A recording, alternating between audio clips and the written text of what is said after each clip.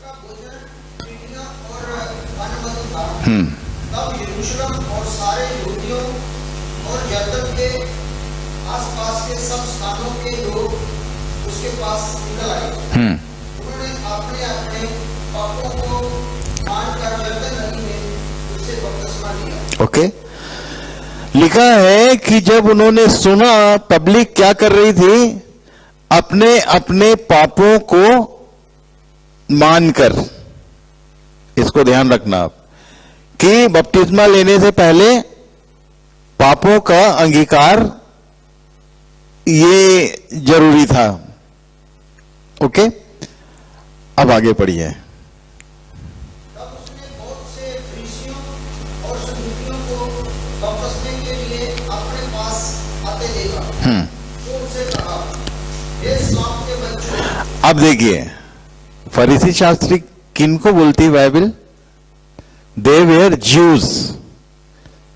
Jews जैसे हमारे भारत देश में हिंदुओं के बीच में पंडित होते हैं, शास्त्री और फरीसी यहूदी पंडित थे, शास्त्रों के जानकार।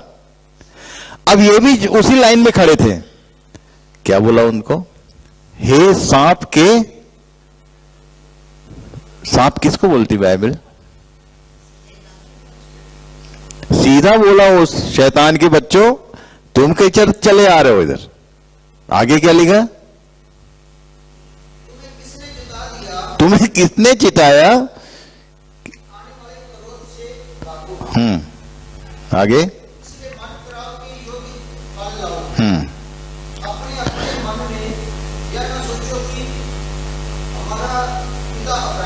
By generation we are believers. इसका मतलब ये है, कल मैं बता रहा था कि वो जो यहूदियों से वो बात कर रहा था तो उन लोग बोल रहे थे कि हमारा पिता अब्राहम, जब भी यहूदी लोगों से कुछ बात होती थी तो सीधा अब्राहम तक जाते थे, उसकी संतान है, प्रॉमिस्ड पीपल। उसके पीछे ये कॉन्सेप्ट ये बोल रहा था कि तुम ये मत सोचो कि तुम्हारे वो दादा परदादा का आशीर्वाद तुम्हारे पीछे आने वाला है। Repentance is very personal and individual and it is fix for everyone. तुम पास्टर के बेटे हो कि किसके क्या हो से मतलब नहीं है बाइबल को। कभी कभी कई लोग बोलते हैं कि फलाना को जानते हो, वो इस एरिया का पहला कन्वर्टेड था। अरे वो था, ठीक है, तुम्हारा क्या है? तो ये लाइन से आ रहे थे। नेक्स्ट पैरा में लिखा है उसी लाइन में वो खड़ा था। कौन सी लाइन में? 13। उस समय यीशु गलील से यरदन के किनारे यमुना के पास उससे बपतिस्मा लेने आया। बपतिस्मा के लिए क्या चीज जरूरी है? अभी अभी देखे थे ना हम लोग, वो बोला जो प्रायश्चित नहीं किया, जो पाप अंगीकार नहीं किया, उसको बोला है सांप के बच्चों। ये जब जीसस आया उसके पास तो इसके साथ उसने वैसा कुछ किया नहीं, जबकि जरूरी है कि एक व्यक्ति पाप का अंगीकार करे। यीशु मसीह ने मन फिराया कि नहीं फिराया? It's also a question to know about it. Yeshu Masih ने मन फिराया होगा कि नहीं? देखें जरा, अभी मन फिराव का कॉन्सेप्ट क्या है ये हमको मालूम नहीं है। पाप अंगीकार और मन फिराव ये दोनों दो अलग अलग काम है। पाप यदि किया है तो उसको अंगीकार करना जरूरी है, पर नहीं किया है तो चलो इसको समझा देता हूं। ये मन फिराव का कॉन्सेप्ट क्या है? पौलुस क्या बोल रहा था? Romans chapter 8 5 to 9।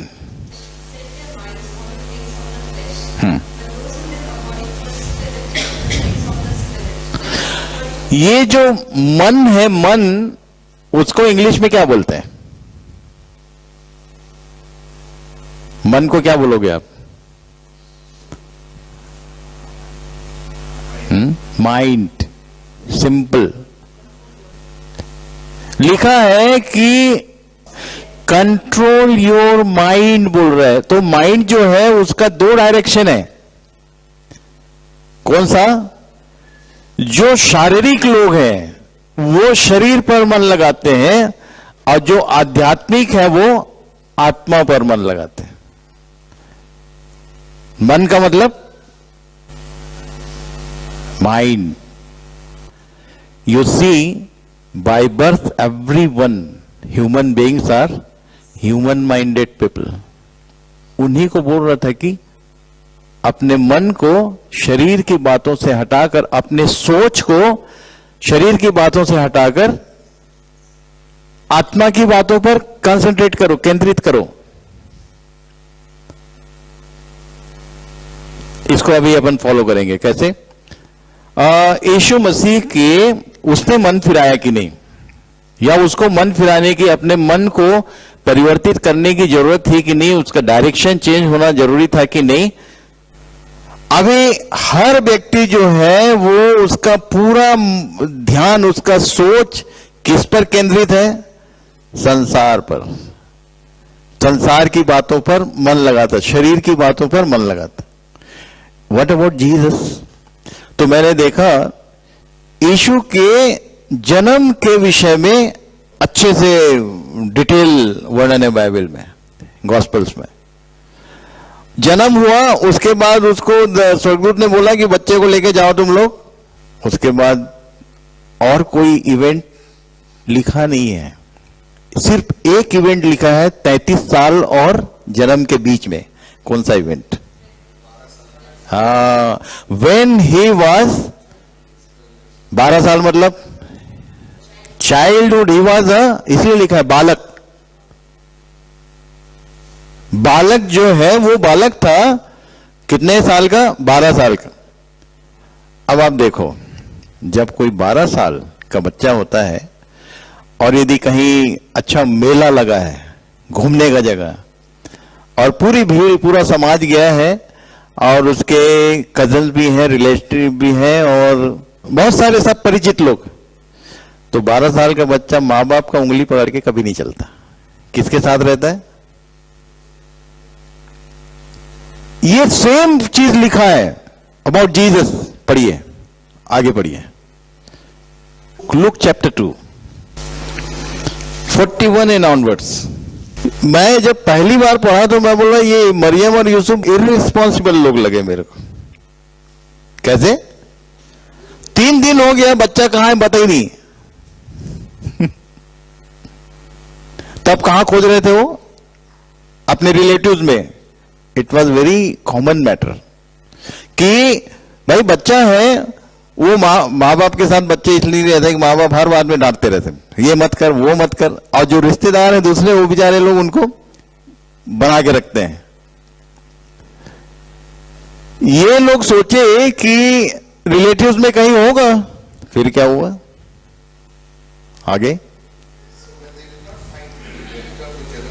हाँ, वो खोजते खोजते कहां तक पहुंचे? यरूशलेम। कितने साल का है वो? 12 साल का। आगे पढ़िए।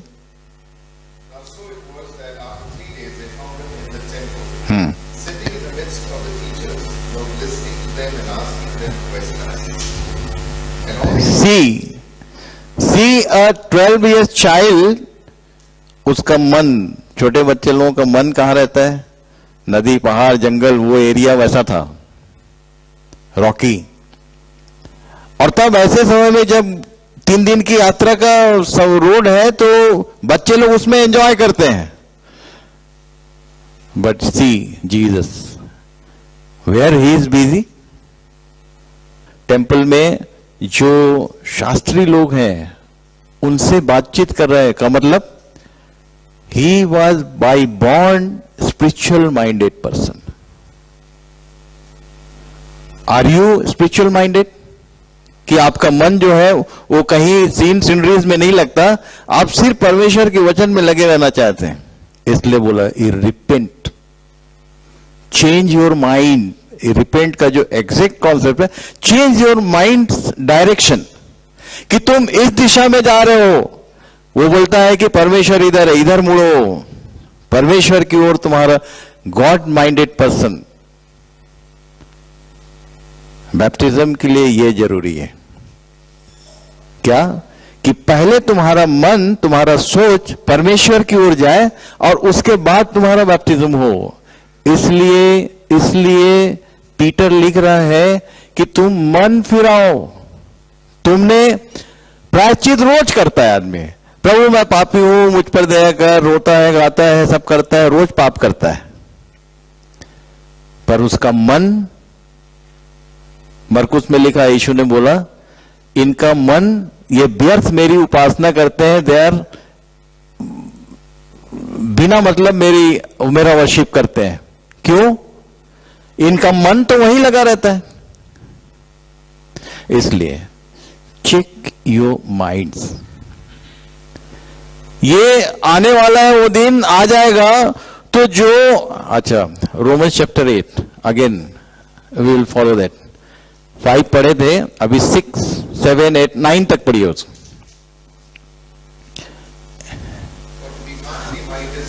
हाँ,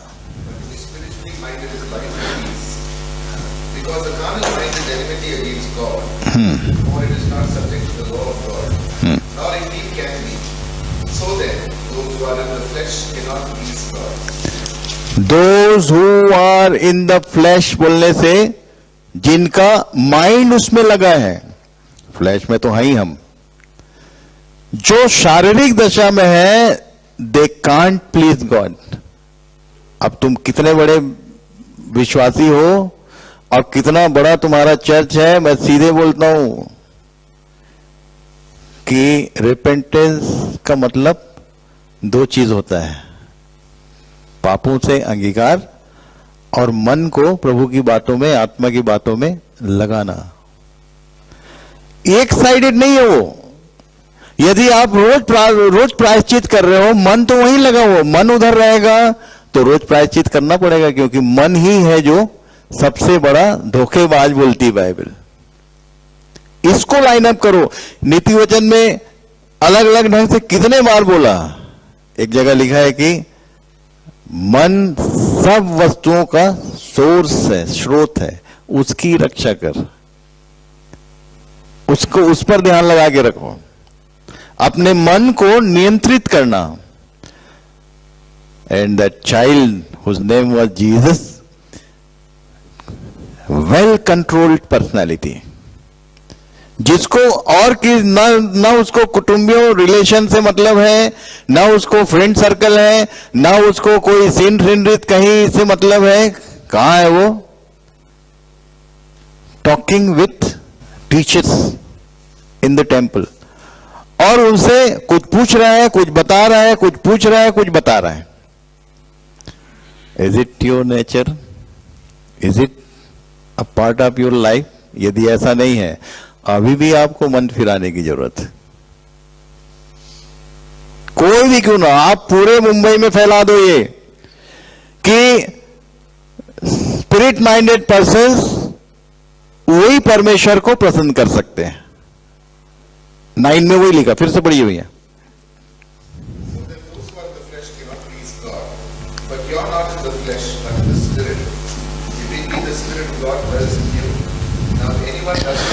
ये बार बार बोल रहे हैं, पौलुस ने बहुत अच्छे समझाया है कि, तो मैं पूछता हूं, is that spirit dwelleth in you? Yeshu ने वही बोला, तो आएगा, he will be with, he is with you but will be in you. हमने कल देखा, वो यदि अंदर है तो किसकी बात करेगा? कल हमने ये सब चीज देखा कि when that spirit will in your inside, he will teach all the things। हमेशा हर समय वो परमेश्वर की बात करेगा। और स्पिरिट ऑफ मैन और स्पिरिट ऑफ वर्ड यदि है तो वो संसार और मनुष्य की बात करेगा। What is going on in your inner side, ये बहुत जरूरी है देखना। वही बोल रहा था। कई बार लोग पूछते हैं कि भाई हम तो मुंबई जैसे जगह में हैं, मेट्रो सिटीज में, कैसे 24 घंटा परमेश्वर की बातों पर मन लगाएगा आदमी? उसको थोड़ा इजी किया। What is written in Hosea chapter 7 and verse 8।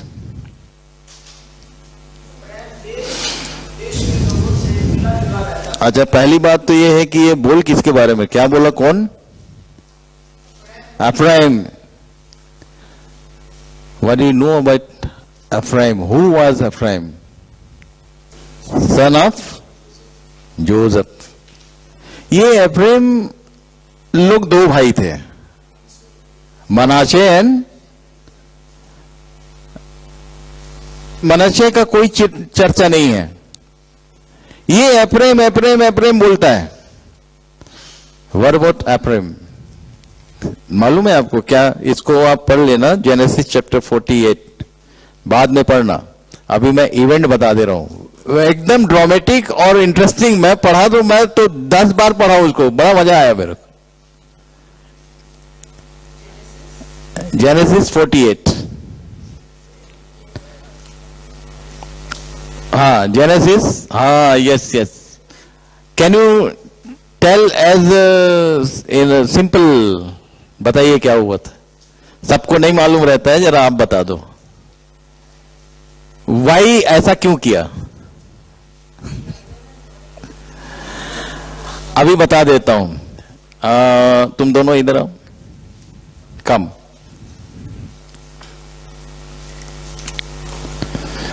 तुम इधर और तुम इधर. ओल्ड टेस्टामेंट में एक नियम था, हमेशा आशीष किसको मिलती थी? फर्स्ट. ओके, तो Manasseh was the first and Ephraim was second.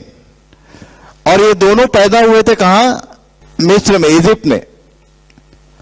अब वो उस समय का नियम था कि जो घर का बुजुर्ग होता था वो आशीष देता था, और उसकी आशीष, परमेश्वर की जो आशीष है, बुजुर्गों के द्वारा आती थी. अब लिखा है कि आप पढ़ना, बहुत इंटरेस्टिंग हो, कि याकूब की आंखें धुंधली होने लगी थी, उसको ठीक से दिखाई नहीं देता था. तो नियम यह है कि हमेशा बाप के राइट हैंड में कौन होना चाहिए? बड़ा, और लेफ्ट हैंड में छोटा होना चाहिए. तो ये पहले से अरेंज करके कि बाप को दिखाई नहीं देता, कुछ गड़बड़ मत हो जाए, क्योंकि वो हाथ उठाएगा तो ऐसा पता चला वो हाथ उठा दिया तो क्या होगा? छोटे को जेठे की आशीष मिल जाएगी. पढ़ना तो समझ में आएगा, सिर्फ कहानी बता देता हूं. तो वो ऐसा अरेंज करके ले गया क्या? इसको लेफ्ट, इधर आ जाओ. यूसुफ ने वो नियम तोड़ा कि कोई गड़बड़ मत हो जाए. कौन सा? छोटे को राइट में रखा और बड़े को लेफ्ट में. अब ये लोग गए वहां. वो याकूब क्या किया मालूम? ऐसा रख दिया हाथ. अब यूसुफ बड़ा नाराज हो गया, इतना मैं अरेंजमेंट करके लाया, अभी भी ये छोटे पर ही हाथ रखा. कौन है एफ्राइम? आपको सिंपल वे पे बता दो. Thank you. कौन है एफ्राइम? एफ्राइम और मनाशे जेठा और छुटका बोलते हैं. जेठा ऑलवेज इज़राइल. परमेश्वर बोला था कि मेरे जेठे वरन मेरे बेटे को जाने दे. He is my firstborn. Okay, you have to give thank. ये जो चर्च है वो क्या है मालूम है? ये सेकंड है. इज़राइल पहला है और चर्च सेकंड. पर उसने जेठे का आशीष इसको दिया है. वो बोला है कि तुम इनके ऊपर राज करोगे 12,000 वर्ष की राज में. ये सब पढ़ना, mysteries of the Bible. Manasseh is the picture of Israelis and Ephraim is the picture of Gentiles, जो चर्च में अब शामिल हैं.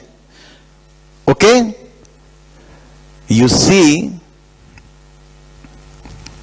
यहां क्या लिखा? होशे चैप्टर 7. तो it is the word spoken for the church, second son. Manasseh के लिए नहीं बोला, प्रेम के लिए। जिसको उसने विधि से बाहर आशीष दिया है, नियम से आशीष के भागी कौन लोग हैं?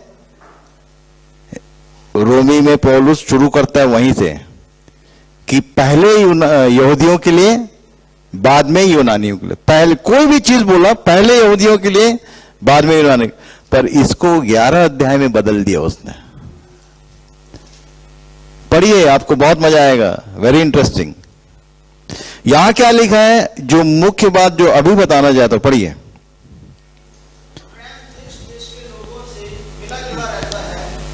प्रेम जिसको परमेश्वर ने नियम के बाहर आशीष दी है, अब वो मिक्स्ड लाइफ जी रहा है।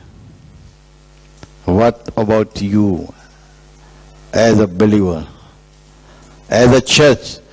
Are you living?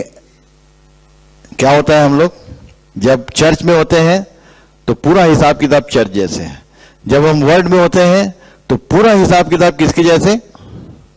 संसार के जैसे। मिला जुला, ये मिला जुला रहता है देश देश के लोगों से, ये मिक्स लाइफ। और क्या लिखा आगे? मैं जब इसको पढ़ा तो मुझको बहुत हंसी आया। चपाती, इसको याद रखना। बोला बेटा हंस मत, सीख ले इसको। ये चपाती बोला क्यों? कैसा चपाती बोला?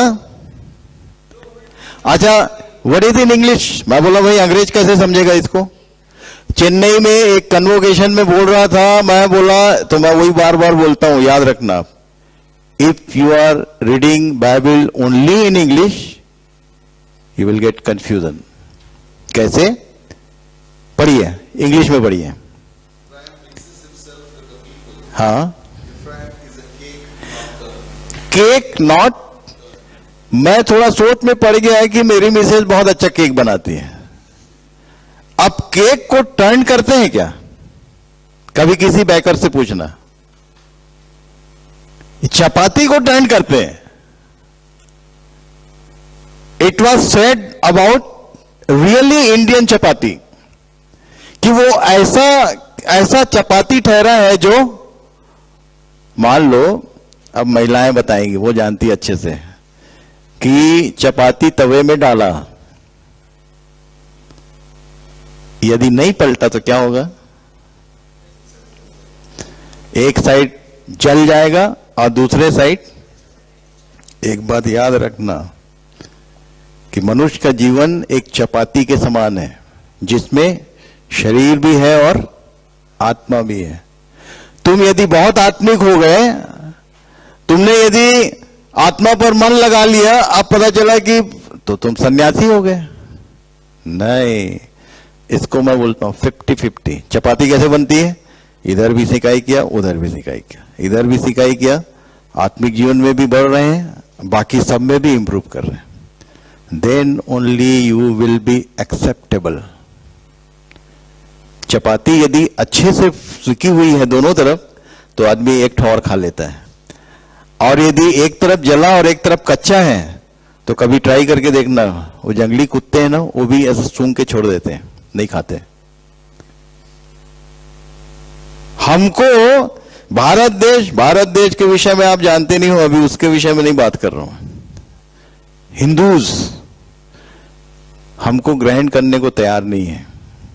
कारण ये ऐसे ही चपाती है जो एक साइडेड, बहुत आशीष है, बहुत। कई बार बोलते हैं लोग, हमारे पास ऐसी आशीष है क्या? 2 घर है और 5 गाड़ी है। तो मैं बोलता हूं जिनके पास 10 घर है और 20 गाड़ी है, उनका क्या है? तुम इसको आशीष बोलते हो, उन लोग का क्या है? वो नहीं आशीष। आशीष का मतलब शारीरिक जीवन में भी नंबर 1 एंड स्पिरिचुअल साइड भी। इसलिए कल से बोल रहा हूं कि बी अ मैच्योर वन। तुम्हारा आत्मिक भाग भी तो कैसे बनेगा? बराबर सिंचाई करो, 50%। तो हम लोग क्या करते हैं, अब आप अपना अपना देखो कि दिन भर समझो 12 घंटे शरीर नहाना धोना, रोटी कपड़ा मकान बोलता हूं मैं। और आखिरी में सोने के 10 मिनट पहले 15-20 मिनट, ज्यादा है तो आधा घंटा, और बहुत आत्मिक हो गया तो 1 घंटा आत्मा पर मन लगाता है। तुम कहां से सही रोटी बनोगे? इसलिए प्रभु सहायता करे कि ये मन फिराव को ठीक से समझो। कहां अंत की बात करते करते पतरस बोल रहा है कि इसलिए नहीं आ रहे हो कि तुमने मन ही नहीं फिराया, तुम्हारा मन बैलेंस्ड नहीं है, one sided you are living as a child of God. वो कभी नहीं बोलता कि तुम मेरे बच्चे नहीं हो। हम और किसी की आराधना नहीं करते हैं, परमेश्वर की उपासना करते हैं। But what about your mind? सही में आपने रिपेंट किया है कि नहीं किया है?